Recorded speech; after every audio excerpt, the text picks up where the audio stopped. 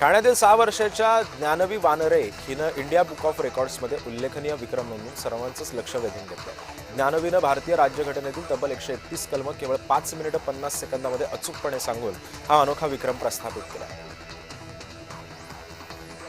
America Iran युद्धाचा hotel व्यावसायिकांना फटका बसला। इंधन पुरवठा विस्कळीत होण्याची सुद्धा व्यावसायिकांना भीती आहे आणि याच पार्श्वभूमीवरती सरकारनं हॉटेल व्यावसायिकांना सबसिडी द्यावी अशी मागणी नाशिक जिल्हा हॉटेल असोसिएशननं केलेली आहे।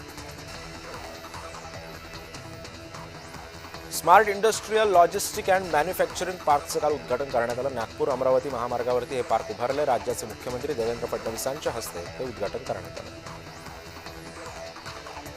बदलापूर रेल्वे स्थानक परिसरामध्ये तरुणींमध्ये तुफान हाणामारी झाल्याचा धक्कादायक प्रकार उघडकीस आला। शौचालयाच्या चावीवरून हा वाद झाला। वार्तांकन करण्यासाठी गेलेल्या पत्रकाराला सुद्धा मारहाण करण्यात आली।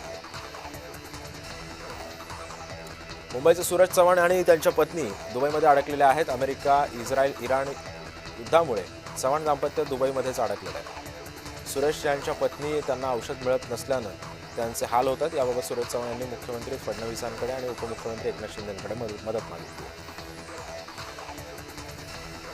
अमेरिका इस्रायल आणि इराण यांच्यामध्ये सुरू असलेल्या युद्धाचा परिणाम आता व्यावसायिक गॅसच्या पुरवठ्यावर सुद्धा झाल्याचं पाहायला मिळतंय। गॅसचा पुरवठा करू नये असे आदेश संबंधित गॅस एजन्सींना दिल्याची माहिती समोर आली आहे।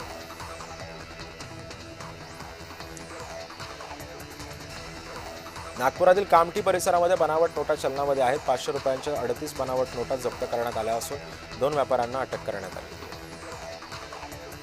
अमरावतीमध्ये जिल्हा परिषदेच्या वतीनं विभागीय मिनी सरस वैदर्भीय महोत्सवाचं आयोजन करण्यात आलं। चंद्रशेखर बावनकुळे यांच्या हस्ते वैदर्भी महोत्सवात बचत गटाच्या महिलांनी लावलेल्या स्टॉलचं उद्घाटन त्यांनी केलं आहे।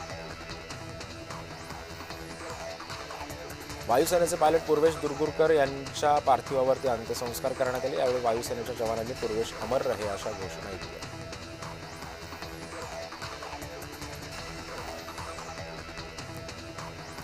मुंब्रा गोळीबार प्रकरणामध्ये मुंब्रा पोलिसांनी 82 वर्षीय शाहबाज उर्फ मुन्ना याला तासाभरातच गजाआड केलं।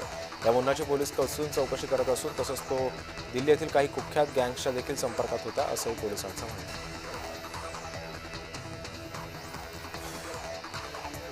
आंतरराष्ट्रीय महिला दिनानिमित्त मुंबई मेट्रो रेल कॉर्पोरेशनकडून एक विशेष उपक्रम राबवण्यात येणार आहे। मुंबई मेट्रो लाईन 3 म्हणजेच ॲक्वा लाईनवरील मरोळ नाका आणि छत्रपती शिवाजी महाराज टर्मिनस ही 2 महत्त्वपूर्ण मेट्रो स्थानकं पूर्णपणे महिला कर्मचाऱ्यांकडून संचलित करण्यात आली आहेत।